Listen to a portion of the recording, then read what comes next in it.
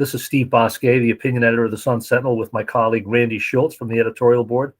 Thank you, Congresswoman Debbie Wasserman Schultz and candidate Robert Millwee, for joining us this afternoon for some questions. Thank you both for filling out questionnaires. Both of you provided very detailed answers. They'll get very serious consideration by us. So thanks so much. It's a very busy time in Washington. Mr. Millwee, as you've been reading, we trust, members of Congress are moving to codify same-sex marriage in federal legislation in response to what the Supreme Court did or might yet do. Are you fully in support of what they're doing? Absolutely. And why is that? Well, I'm part of the community.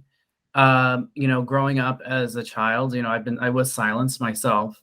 Not necessarily that there was a law in Massachusetts that was silencing me, but growing up knowing or thinking to myself that I had to marry a specific gender to be accepted in society was very hard on me. So the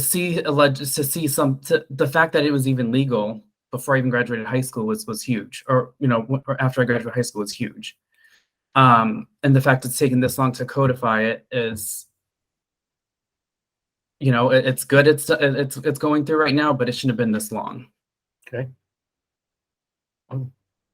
Congresswoman, what are your thoughts on this issue? Well, I think your question is really emblematic of what's at stake here. We have challenges that are facing District 25 in our nation that range from the daily stress of high gas and food and health costs to the existential threats of climate change, attacks on our democracy, and attacks via the Supreme Court and extremist Republicans on whether or not we can love who we love. And so, respectfully, we haven't codified it yet. The Respect for Marriage Act, has passed the House of Representatives. It's really important that it did. It not only ensures that people of the same sex can have their relationships recognized in law, but it also would protect interracial marriage. Unbelievably, Justice Thomas, in his dissent in the Roe versus Wade decision, actually suggested that the Supreme Court should revisit whether or not interracial marriage should be allowed. So all of you know this community well, you know my record, but I will continue to prove not only that I have the work ethic and the experience and the skill to deliver for this district, but also to make sure that I can be a strong voice to stand up for the things that are both outrageous to my constituents and also that they support. Mr. Millwee, and I'm going to have to pause for a moment because sure. I have to go. I have to vote. Okay, we'll stand by and talk to Mr. Millwee for a moment here. Mr. Millwee, we looked Wasserman votes nay.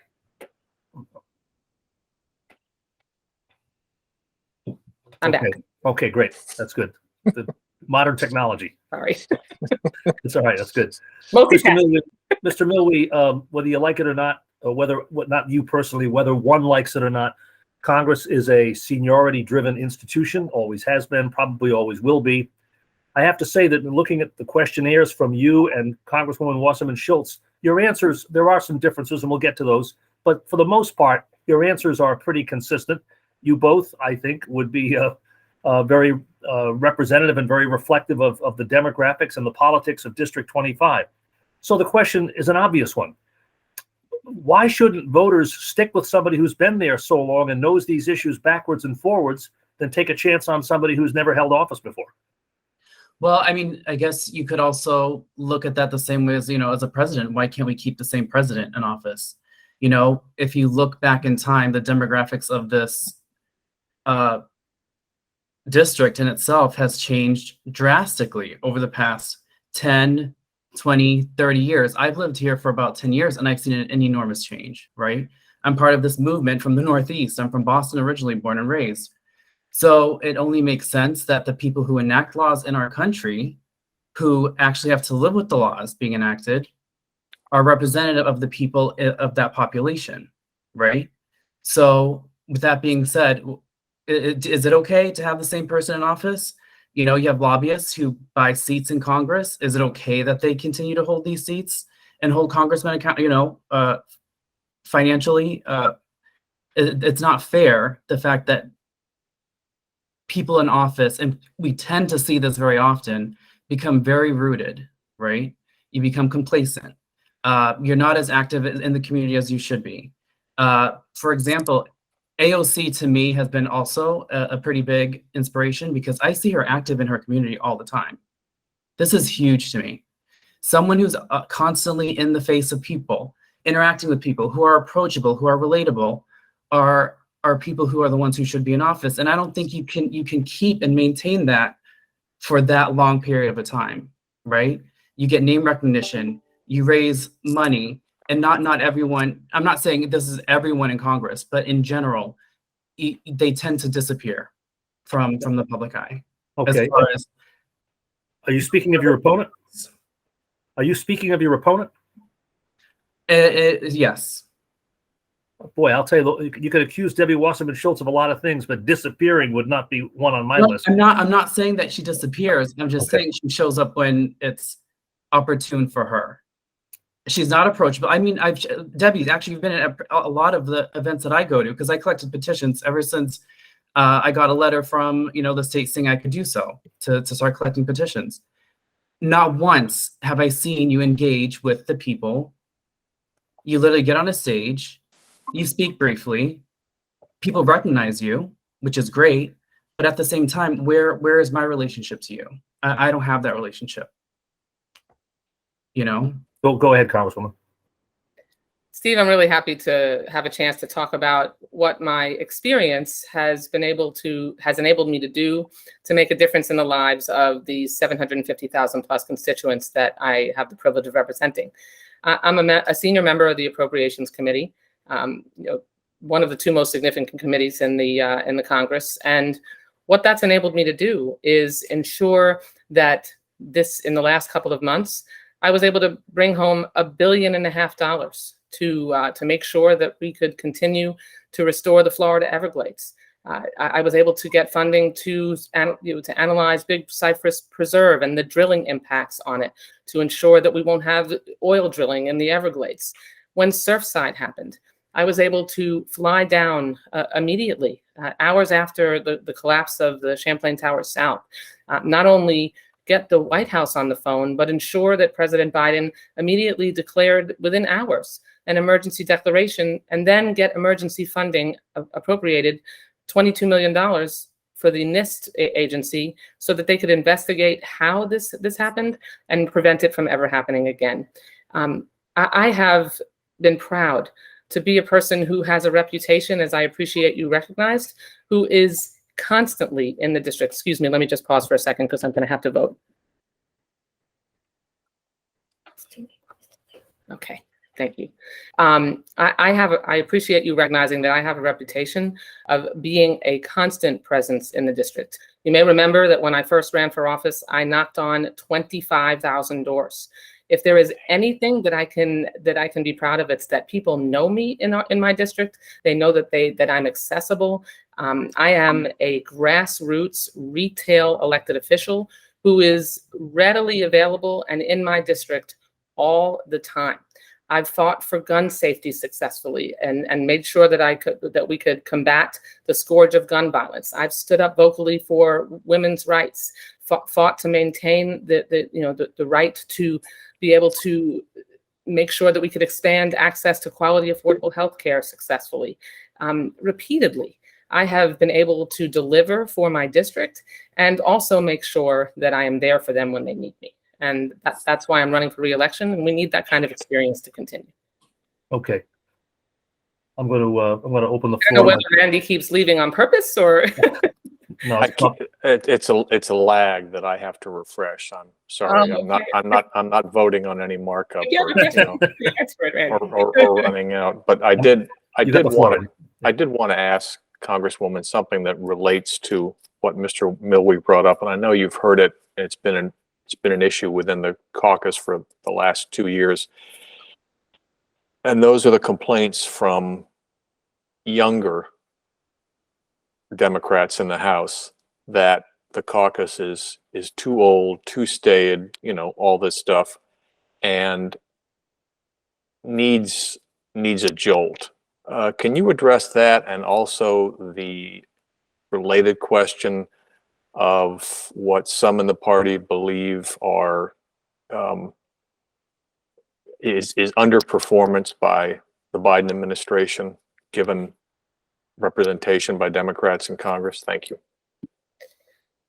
Well, again, I'm happy to talk about the impact that my experience in Congress and in public office has enabled me to deliver for our district. I'll just give you one example.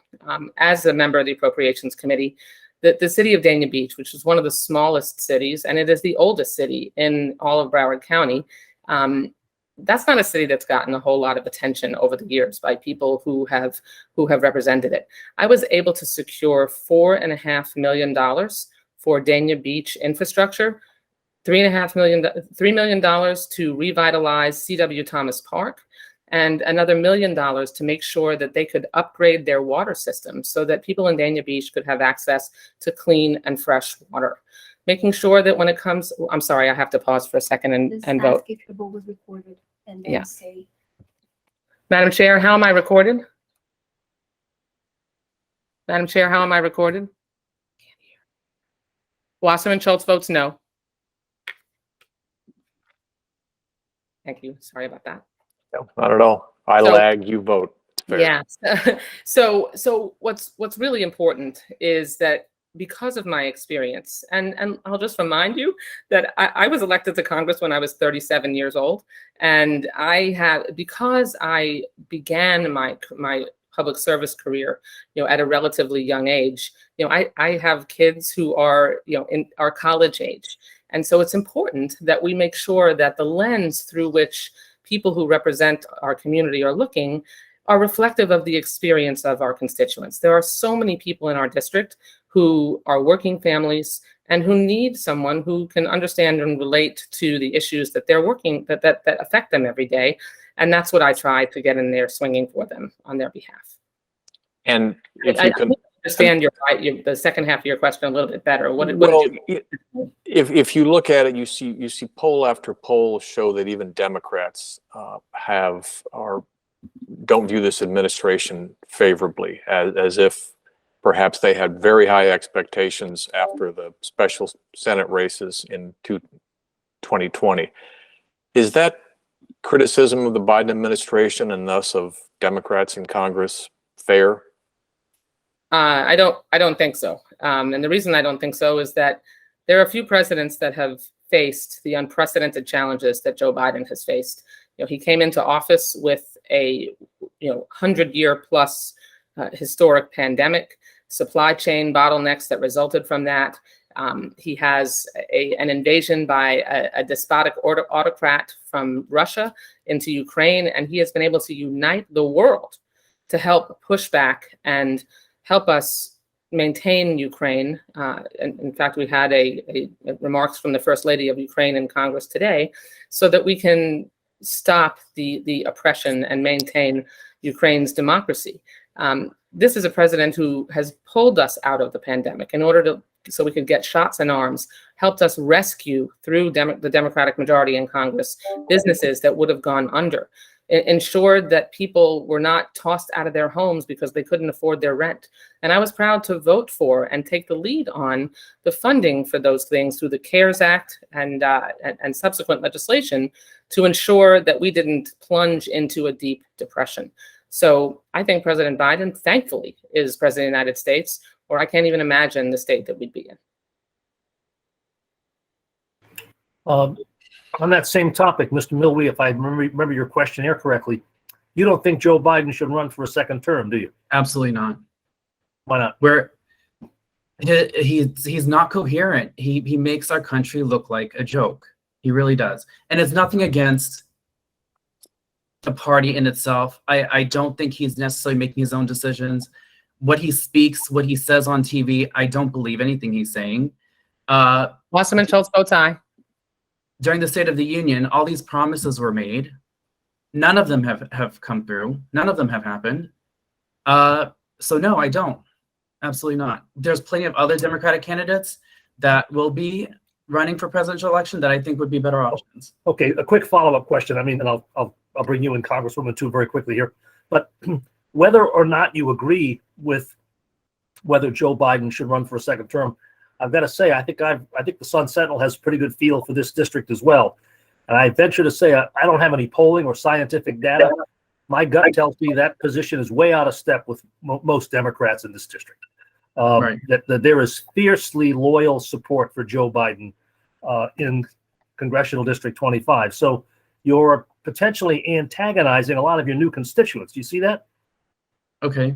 All right. Well, let me ask Congresswoman Schultz, Wasserman Schultz, about the same point. You didn't really tell us definitively whether you think Biden should run for a second term. So I wanted to ask you that. Let me make sure I definitively tell you that I think he should run for a second term, and that I strongly support him. You're right in saying that my constituents strongly support him. I mean, this is a president that's used the executive branch to protect women's rights, to pursue gun safety reforms, to protect the planet. I mean, he is a president who is right where most Americans are. And that, I think the attacks on him from the left and the right really missed the mark. You know, the left has unrealistic expectations from a 50-50 Senate, and Republicans have no plan for what is ailing America. They continually put politics and power over people and the country.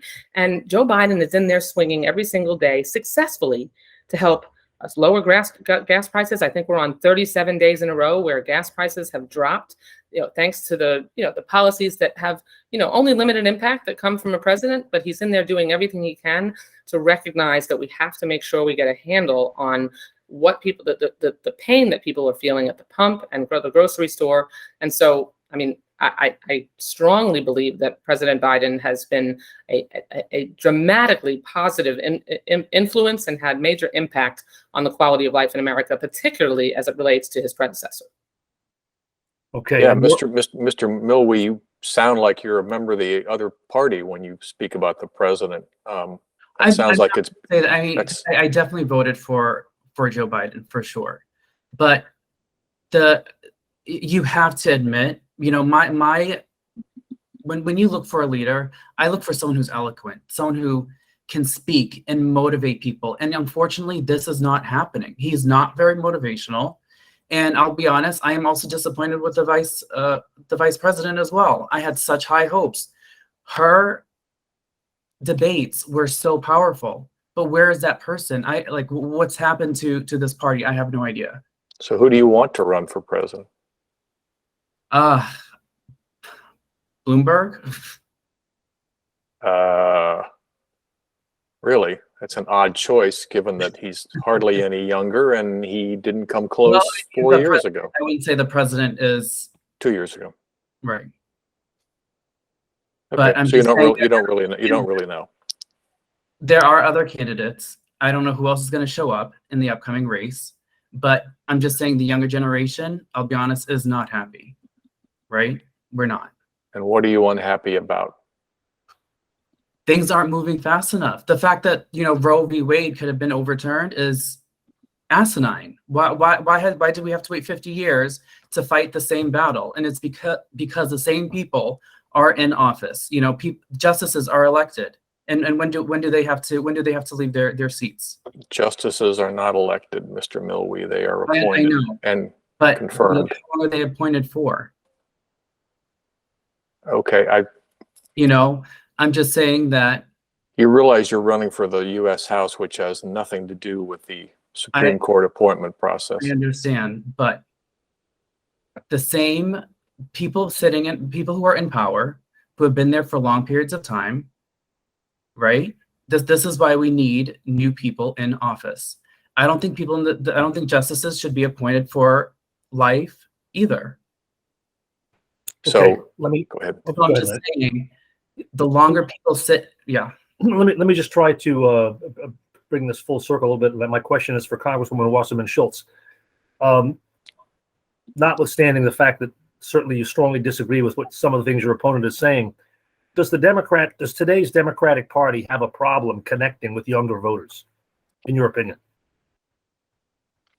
I think it's important for both parties to make sure that we're focused on the needs generationally for every person who lives in this country. And so whether it's making sure that a representative in this very diverse district understands the needs of the varying communities. This is a district that has a significant Hispanic population, a Caribbean American population, many of whom immigrated to this country, and needs a representative that is in touch with the issues that are important to them, understands the foreign policy issues that are a challenge for them, so that you can effectively go to bat, as I have, to make sure that Venezuelans who fled the Maduro regime and still would face repression if they were returned are able to be protected by TPS and ensure that they don't get sent back to a country that is in dire straits.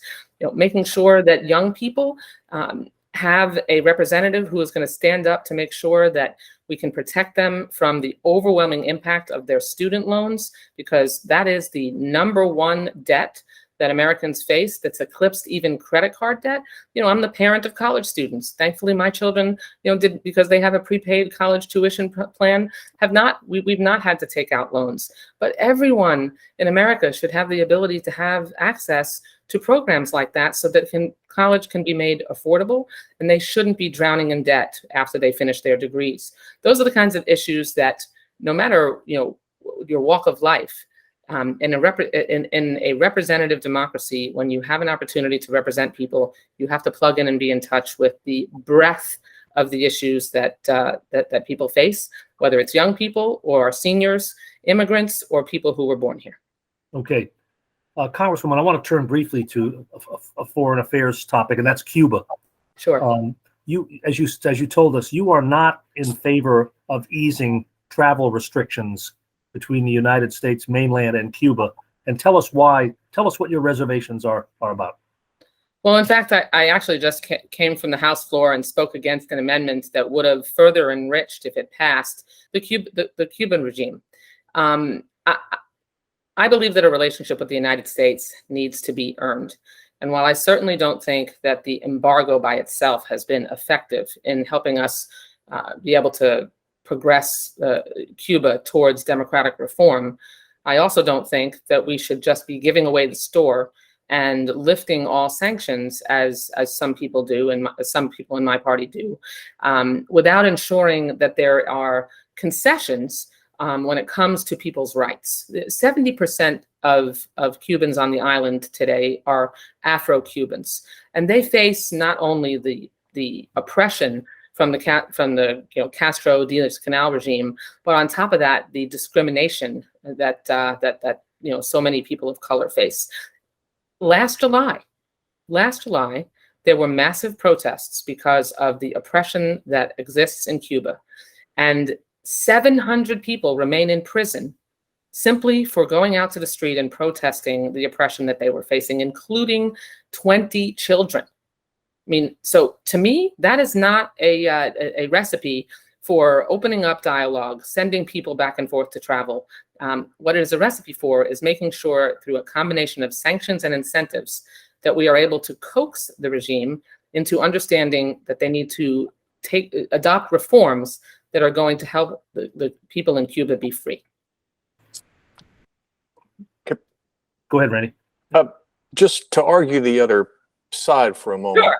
Congresswoman, by not engaging to the degree that we are, by seemingly just have one policy, punish, and not having regular communication, doesn't that set up the United States in general and Florida in particular for a repeat of 1980 or 1994, which seems in a way to be happening now, just maybe not always across the straits? Randy, the Cuban regime is in bed with Vladimir Putin, right, and the Iranian regime. And right, they allow a deeper and deeper toehold for both of those regimes to be able to have closer access to impacting the lives of Americans and free people in the Western Hemisphere. And so this is much deeper. I mean, I want to stand up for human rights wherever and whenever they're threatened. But on top of that, we have 90 miles from our shores a government, a regime. I hate to call them a government because they're not duly elected. A regime that is willing to allow our dangerous enemies to have access near our shores to really create insidious policy that really harms Americans. On top of that, they are enslaving their people. They have a doctor's exploitation program that forces doctors, essentially, are human trafficking of doctors, that they force to go to other countries, that they pay poverty wages, and that they're not allowed to come back. I mean, the list goes on of the oppression that this regime engages in. I support our having dialogue, but the dialogue, Randy, should be give and take. And if we were going to give concessions, I opposed the Obama policy, even though I was chair of the Democratic Party at the time. And the reason I opposed it is because, unfortunately, President Obama didn't ask for any concessions in return. That's what I mean by a relationship with the United States needing to be earned. There needed to be something that the regime was asked to do as a goodwill gesture, to begin to move in the direction of the rest of the free world, so that people have rights and that they weren't going to continue to oppress them. The United States has had roughly the same policy for really most of my lifetime. Right. Have you noticed any major change in the conduct of the Cuban government during that time? There have been very minor reforms, but what I'm supportive of is if we are going to start to establish a relationship with Cuba, then you begin negotiations and discussions by having there be a give and take. So we offer, concessions that will help provide relief for their economy, or allowing remittances, or allowing more open travel. And in return, they allow more freedom for investment in business. They, stop skimming at least 30% off the top of any money that comes in there that is sent from abroad to help the quality of life of the individual peoples. The regime controls everything, every aspect of Cuban life. There are teenagers and children that were arrested for standing up and speaking out for their own rights, and they are still in jail, still. So to me, I'm not for, let's just lock down and prevent any interaction whatsoever. But if we're going to engage, then there should be an opportunity or a pathway of possibility to make it more likely that people in Cuba can live freely. Okay, thank you. You're welcome. Mr. Millwee, do you have anything to comment or to respond to what you just heard?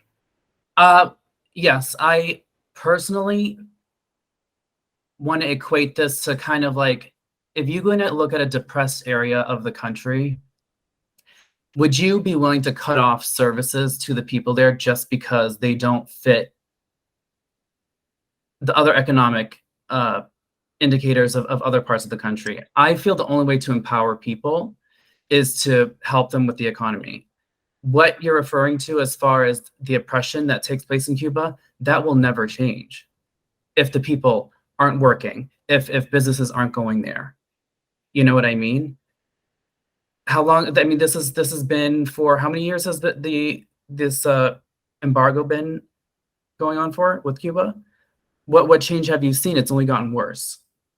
So how do you cut off people and let them suffer when it's not really their fault?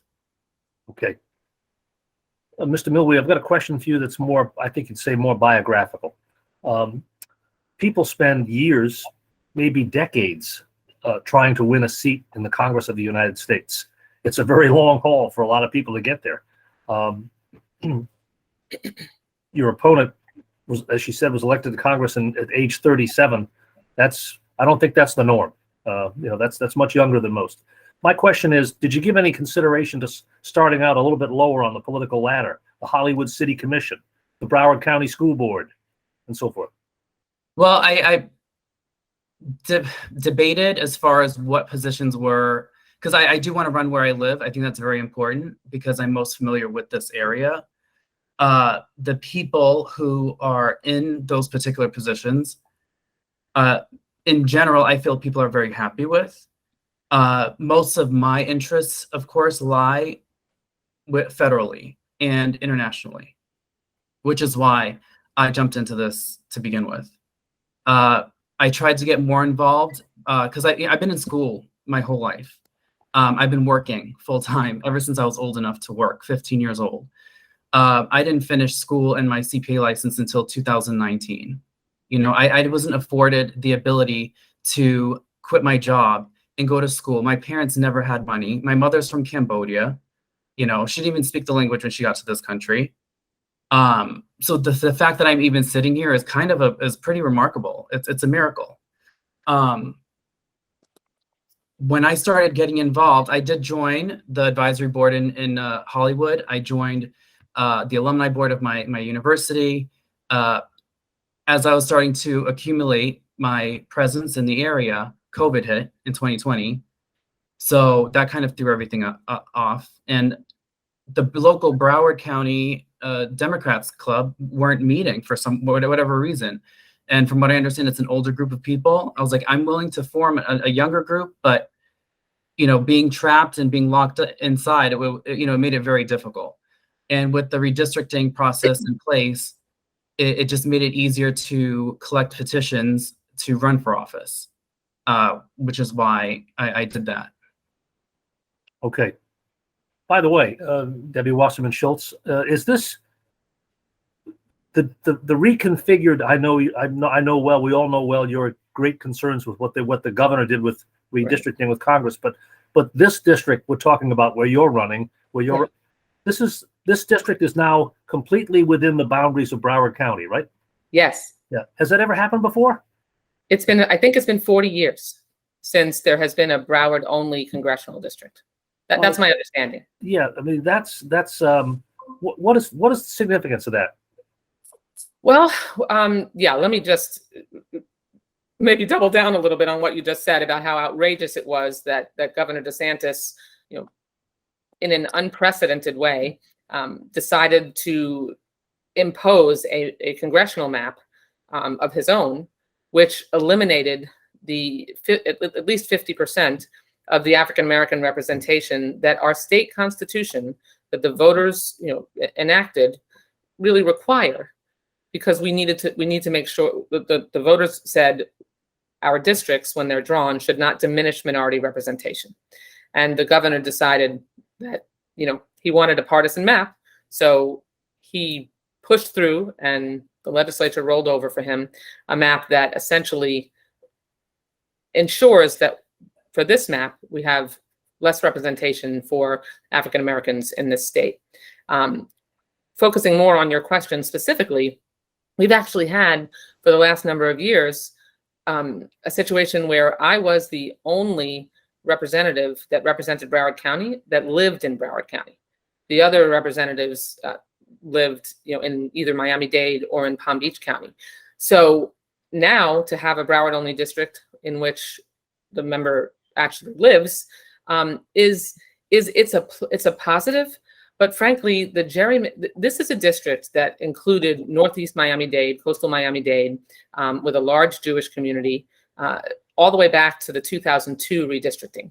And so even though the Jewish community is not a recognized protected class, you know, essentially what the governor did, likely intentionally, was pull that northeast part of Miami-Dade County out of this district and dilute the impact and voice of Jewish voters.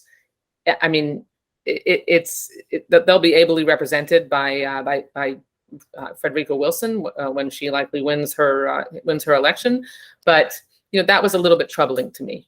But Okay. the chance to represent a Broward only district also makes it somewhat easier geographically for the member to effectively represent it, with less travel time and you know, a closer touch. Mr. Millwee, one of the many cities in District 25 is the city of Weston. Tell us the most significant demographic change to happen in Weston in the last decade. What is it? Ooh, as far as like growth and No, in terms of the people living there. What has changed most significantly about the population of Weston? Not just growth, but what kinds of people? I know it's getting a little more mixed than it used to be. Let me ask Congresswoman Wasserman Schultz the same question. Sure. You know, Weston being my hometown, and I've lived there for 24 years. What's happened in Weston is there's been an explosive growth in the Hispanic population.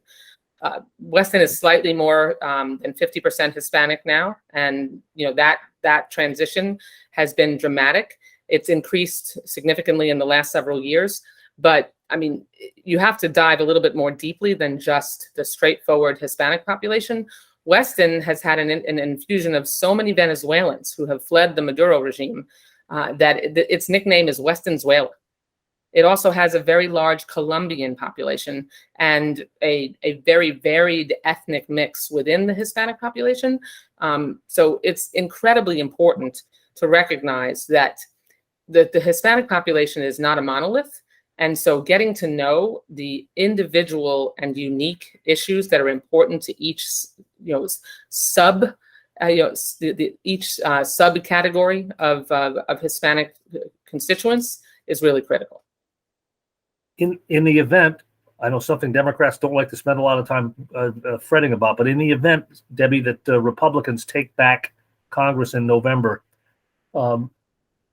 who's the likely chairman of the committee in Congress that you now chair? Who's it going to be?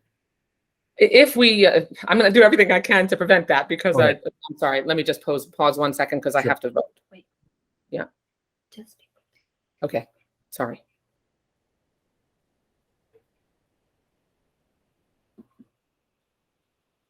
Wasserman Schultz votes no. I apologize. Yeah. So as I was saying, I'm doing everything I can in addition to representing my district to make sure that we remain in the majority because our democracy is literally at stake. I mean, we've seen what the Republican Party has turned into, and this is a party that is willing to do everything they can to hold on to power, including overturning a legitimate election, a former president who was willing to stage a coup to remain in power, and the majority of Republicans who are willing to back him up. So it is existential when it comes to our democracy that Democrats remain in the majority. But if, God forbid, the worst happens and the majority changes to Republican, Kay Granger would be the chair of the Appropriations Committee, most likely. There's an expression, Steve, on the Appropriations Committee among members, and our reputation is known throughout the Congress, that there are Democrats, Republicans, and appropriators. And appropriators really make every effort to work together and work across the aisle, even while staking out our very entrenched positions on issues that we care about, because our bill is the only bill that has to pass. The government shuts down if we don't pass our budget. So making sure that you can preserve those relationships even while you're disagreeing is really critical. And so Kay Granger and Rosa DeLauro, both of whom are the chair and ranking member of the Appropriations Committee now, presumably Kay Granger would become the chair of the Appropriations Committee, and she's a longtime appropriator and also understands the culture of our committee. But still, it would mean that really terrible policy would be implemented, further taking away a woman's right to make her own reproductive choices by reimposing the Hyde Amendment and eliminating foreign aid for birth control except for condoms, which every Republican voted for an amendment that would have done that, and only allowed funding for condoms when it comes to family planning in the foreign countries that we support. I mean, the parade of horrible policy is endless. Randy? On that point, why can't one party or the other simply pass a budget when you have control to sort of reset everything? I can't remember, it's been what, 20 years since there was actually, yeah. You mean a straight up budget that isn't after a continuing resolution and that we're passing as an omnibus budget? Yeah, because if you pass a budget for the fiscal year, you're done with all this continuing resolution stuff for a year, aren't you? Right. Yes. I mean, if we were able to pass budgets, and it hasn't mattered who was in the majority. We have not passed a budget by the end of the fiscal year in many years. And look, I mean, if you look at the history recently, the numbers when they are that close. The numbers, as in, the majority is rather close. When the minority party believes that there's an opportunity for them to win the majority, you're less likely to find cooperation. Unfortunately, it's harder to work across the aisle and find compromise and common ground when any win for the majority party is perceived by the minority as a loss. And so, right, but this has happened. This happened when Democrats had a margin of 30 or 40 seats in the House. You didn't pass a budget. well, then you add the problem with the filibuster in the Senate, because their numbers have not been overwhelming. Even when they are, you have, if you don't have a filibuster-proof majority, then the minority really has an unacceptable extraordinary amount of power that enables them to threaten to shut the government down if they don't get their way. And so the some of it is procedural, some of it is politics, frankly, and some of it is just the complexity of trying to pass a budget with 12 subcommittees. We've lost Randy, but with 12 subcommittees, a tremendous amount of moving parts, a lot of controversy. And so, look, I've been an appropriator all the years I've been in Congress, except for my first term. And so, having chaired an appropriations subcommittee all of these years, no one more than an appropriator likes to see our bills get through the process through regular order, where we're able to, make sure that we can take care of people's needs. But because we are the only bill that has to pass or the government shut down, there's a lot of complexity that results in our taking far longer than we should. Okay. I know that's like an unsatisfactory answer. Well, yeah, it just is. I wish it were. It seems simple. I wish it were. Okay, I'm sorry. I have to pause again. I'm guessing she's going to vote no again. Wasserman Schultz votes no. Yeah, there you go. What do you keep voting no on, by the way? These are bills that are in the Oversight Committee that relate to the government operations. We had a census vote to ensure that we we're not requiring citizenship question on the next census, and so the first few votes were I voted yes. So it just depends on which legislation we're voting on, which amendments we're voting on. It's a mixed bag. Mr. Millwee, a member of Congress, certainly in a place like Broward County, is not just somebody who occupies a seat on Capitol Hill. You're a community leader across a wide array of issues. When Democrats are mobilizing to do something, you're expected to be there. You are a real leader of your party, and so you're asked oftentimes to take positions on issues that really that don't directly bear on something you'd vote on in Congress. And I'll give you a good example. There's a big referendum vote coming up in Broward County in a month or so to raise and extend a property tax for public education. Are you for it or against it, and why? How much of a tax increase would that be? Oh, well, I prefer that Randy and I ask the questions. Okay. I mean, I know as far as teachers have gone, they've gone through a lot the last couple of years. And unfortunately, with all these new laws that are coming into place, they're going and taking, side classes on the whole issues with the safe schools and don't say gay bill. And what can we say? What can we not say? What books are getting banned? Their pay has not increased. I don't think a 1% increase is not sufficient, not in now's current inflation, rising housing costs and whatnot. So I would definitely agree with that. So you're yes or no on the tax increase? Yes. Okay. How about you, Congresswoman? I support the extending. So let me just kind of modify how you're describing it, because it's an extension of a tax that is already that has already been imposed. So it is. But it's also going from half a mil to a full mil. Right. But you're right. You're right. There is a version of it already in effect. And if I didn't make that clear, I should have. Yeah. Right. So it is half half a mil, but we're making sure that with this proposed tax increase that the school board is proposing to use a large portion of it to increase teacher pay. And I mean, that's a huge issue for us right now. in education. We have, particularly after the pandemic and the extremism coming from the DeSantis administration, endangering teachers' lives and other personnel by not allowing the requiring of masks, withdrawing funding as a result, holding it over their head, the complications that come from his Stop Woke Act, which is resulting in books being banned. There are teachers that aren't able to put their same-sex spouse picture on their desk. I mean, the extremism is really driving teachers out of the education system. And on top of that, we pay them very poorly. So ensuring that we can increase the revenue available in Broward County so we can pay our teachers what they deserve, so we can keep the top quality teachers is critical.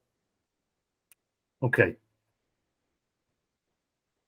Randy, you were about to say something there, but this was just a concluding local question, since we do wind up talking about big issues. But for both of you, we can start with Mr. Millwee.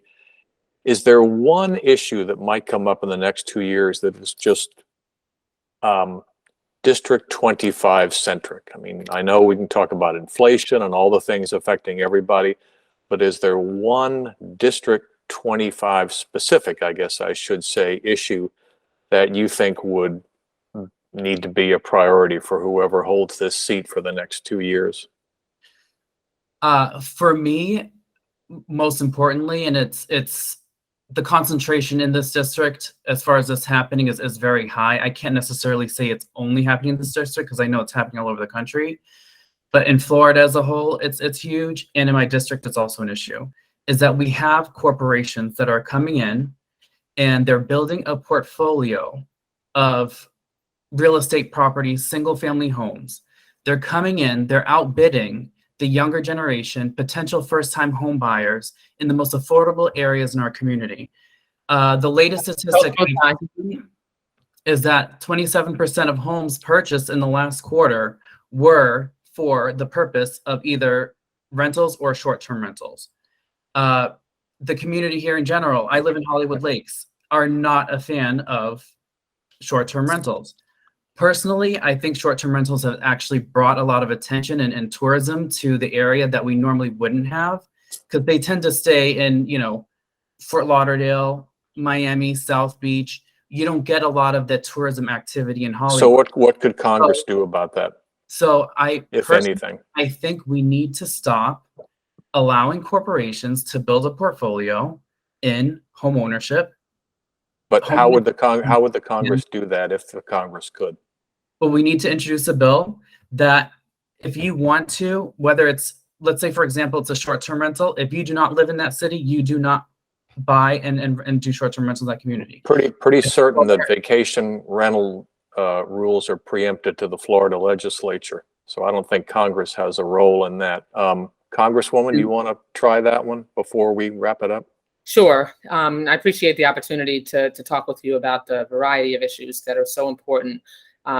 Focusing on District 25, I'm sort of going to give you 1.5 things, because healthcare costs, whether it's the high cost of prescription drugs that we absolutely have to get a handle on, whether it's passing legislation to bring the cost of insulin down to $35, a dose, or finally being able to, if we can pass the reconciliation bill, negotiate, give the government authority to negotiate for lower prices. Prescription drug costs are causing my constituents to have their pills scored so they can cut them in half and make the prescription last longer.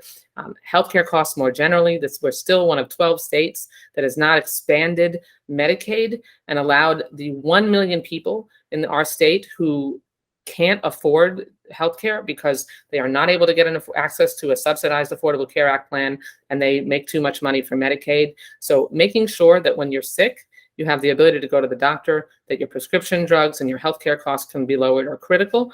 But then more specific, whether you're a senior or someone who has a family that just doesn't make enough money and is in that sandwich in between and falls in that Medicaid coverage gap. But the existential threat to our democracy is absolutely critical to the people that I represent. I represent tens of thousands of people, Randy, who have fled oppression from countries where they were born, only to arrive in a country where our democracy is literally at stake. It's a choice between two parties. One party who was willing and has representatives in Congress overwhelmingly willing to overturn the results of a legitimate election, who passed voter suppression laws to stop people from being able to vote, and who are trying to work their will outside the will of the people.